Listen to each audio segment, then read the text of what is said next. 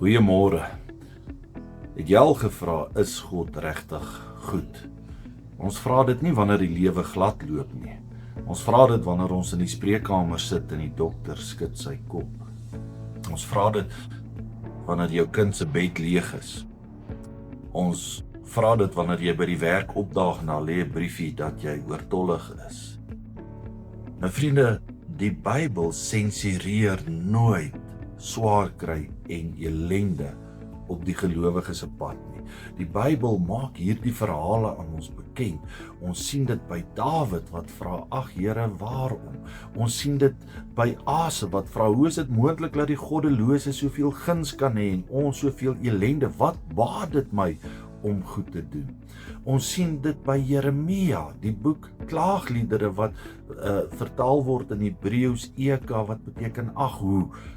Die klaande profeet, ag hoe Here is dit moontlik? Ag hoe Here, kan U my nie hoor nie? Hoe is dit moontlik dat U stem van my verberg het? Ons sien in die Nuwe Testament hoe die volgelinge van Jesus in Hebreërs 11 swaar kry, foltering beleef het, verwerp is, bespot is, vervolg is, vermoor is, met dolke gesteek is. Ag hoe Here, so swaar kry word nie deur die Bybel gesensureer nie, maar wat die woord ons leer, is dat in ons swaar kry, is God teenwoordig, is hy saam met ons. En daarom bely Asaf in Psalm 73, Here, U het my hand gevat, ek was nog altyd by U. U lei my op die pad, U sorg vir my, ek kies U as 'n toevlug.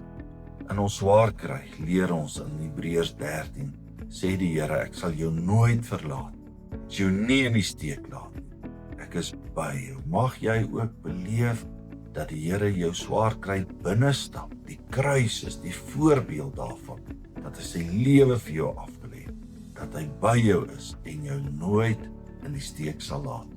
Amen.